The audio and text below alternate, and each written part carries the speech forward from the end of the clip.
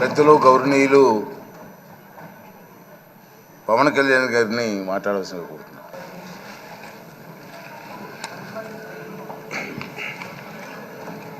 16వ శాసనసభకి ఏకగ్రీవంగా ఎన్నికైన సభాపతి శ్రీ చింతకాయల అయ్యన్న పాత్రుడు గారికి హృదయపూర్వక నమస్కారాలు, మీ శుభాకాంక్షలు. ఇది నేను మొదటిసారి అసెంబ్లీలోకి అడుగు పెట్టడం. ఇలాంటి సుదీర్ఘ రాజకీయ అనుభవం ఉన్న దాదాపు 7 సార్లు ఎమ్మెల్యేగాను, ఒకసారి పార్లమెంట్లో అడుగుపెట్టిన మీకు, Panchayati Raj, technical education, forest, R&B అనేక మంత్రిత్వ శాఖల్ని సమర్థవంతంగా నిర్వహించిన మీకు ఈ సభాధ్యక్షుడు, ఈ స్పీకర్ స్థానంలో కూర్చోవడం నాకు చాలా ఆనందంగా ఉంది. ఎన్ని దశాబ్దాలు ప్రజలు రాజకీయ జీవనంలో, ఎన్ని దశాబ్దాలు ప్రజలు మీ వాడి వేడి చూశారు. మీకు కోపం వస్తే ఋషికొండను చెక్కినట్టు ప్రత్యర్థులకి పదునైన ఉత్తరాంధ్ర యాసలో గుండు కొట్టేస్తారు. ఒకటే బాధేస్తా ఉంది సార్, ఇకపైన మీకు తిట్టే అవకాశం లేకపోవడం. కానీ ఇక మీద సభలో ఎవరు తిడుతున్నా దాన్ని ఆఫ్ చేసే బాధ్యత మీ చేతిలోనే ఉంది. మీరే మైక్ ఆఫ్ చేయాలి. అంటే మా చిన్నప్పుడు నేను చూసేవాడు, ఒకసారి అల్లరి చేసే అబ్బాయిని క్లాస్ లీడర్ చేసేవాడు చిన్నప్పుడు మా స్కూల్లో. కానీ ఇన్నాళ్ళు ప్రజలు మీ వాడి వేడి పలుకులు, మీ ఘాటైన వాగ్దాటి చూశారు. ఈ రోజు నుంచి రాష్ట్ర ప్రజలు మీ హుందాతనం చూస్తారు. డిబేట్స్ వెనకాల దాక్కుని సంస్కారహీనమైన భాషలని, భావాలని రకరకాల మాధ్యాల్లో విరజిమ్ముతూ ఉంటారు. దాని నియంత్రణ మీ ఆధ్వర్యంలో ఇక్కడి నుంచే మొదలవ్వాలి.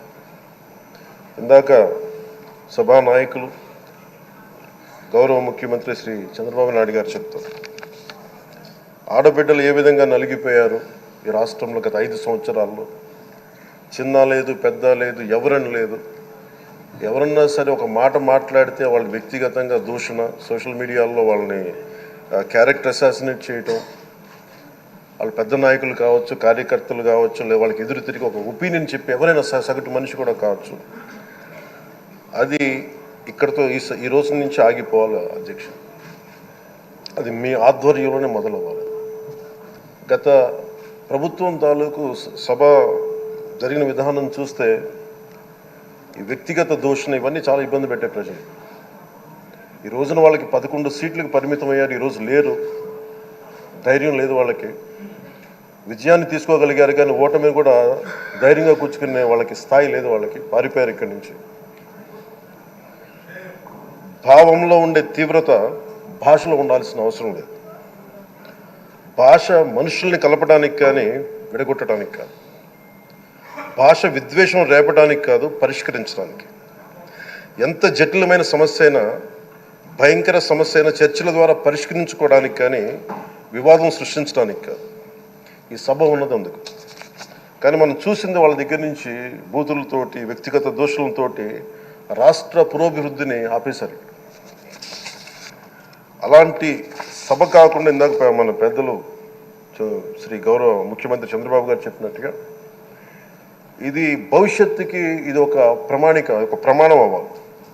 2047 వరకు ఇంత అద్భుతమైన స్థానంలో మనకి ఆంధ్రప్రదేశ్ తెలుగు జాతి ఉన్నత స్థాయికి వెళ్ళాలంటే ఈరోజు మనం వేసే ప్రతి అడుగు అది భవిష్యత్ తరాలకు ఒక నిర్దేశక, ఒక టచ్ స్టోన్గా ఉండిపోవాలి, గిట్ రాయిగా ఉండిపోవాలి. ఈ రోజున ఈ సభలో ఉన్న గౌరవ సభ్యులందరూ చట్టాలు చేయడానికి ఉన్నారు, చట్టాలు ఉల్లంఘించడానికి కాదు. విభేదించడం అంటే ద్వేషించడం కాదు, వాదించడం అంటే కొట్టుకోవడం కాదు. ఇవన్నీ విభేదించడం, వాదించడం ఇవన్నీ ప్రజాస్వామ్యానికి చాలా మౌలికమైన పునాదులు.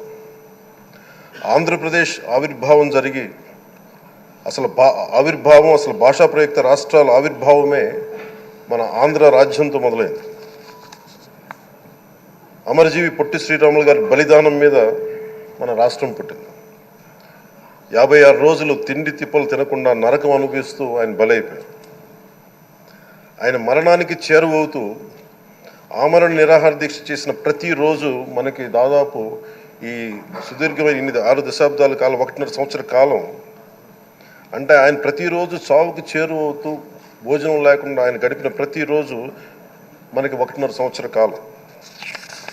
అలాంటి నేపథ్యంలో అలాంటి మహోన్నతుడు శ్రీ పొట్టి శ్రీరాములు గారి త్యాగాన్ని కనుక మనం ఈ సభలో ప్రజా సంక్షేమం కోసం మాత్రమే చర్చలు జరగాలి, వాదోపవాదాలు హద్దులు దాటకుండా ఉండాలి, వ్యక్తిగత దూషణకి తావివ్వకుండా ఉండాలి.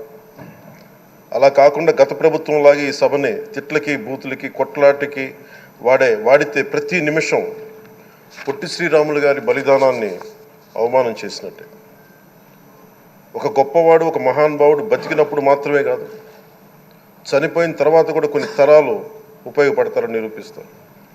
అలాంటి కోవకు చెందిన మహానుభావులు ఆంధ్ర రాష్ట్ర సృష్టికర్త, భాషా ప్రయుక్త రాష్ట్రాలకు శ్రీకారం చుట్టిన ద్రష్ట, అమరజీవి శ్రీ పొట్టి శ్రీరాములు గారి స్మృతిలో ఒక విలువలతో కూడిన ఒక సత్సాంప్రదాయాన్ని తెరలేపుతూ మీ ఆధ్వర్యంలో ఈ సభ జరగాలని, ఈ 5 ఏళ్ల ప్రజాప్రస్థానంలో ఈ విలువైన 5 ఏళ్ళు రాబోయే తరానికి గొప్ప భవిష్యత్తునిచ్చేలా, అన్నం పెట్టే రైతుకి, కౌలు చేసుకునే రైతుకి, రైతు కూలీకి అండగా ఉండేలా, మహిళలకి భద్రతతో పాటు ఉన్నత స్థాయికి ఎదిగేలా, ప్రభుత్వ ఉద్యోగులకి భద్రత కల్పించేలా, పశువు పక్షి ప్రకృతి సర్వజనులందరికీ కూడా మతాలకి ప్రాంతాలకి అతీతంగా సుభిక్షంగా అభివృద్ధి పదంలో ఆంధ్రప్రదేశ్, ఆంధ్ర రాజ్యం అద్భుతమైన ప్రగతి సాధించేలా ఈ చర్చలు సాగాలని కోరుకుంటూ, సభాపతి అయ్యన్న పాత్రుడి గారికి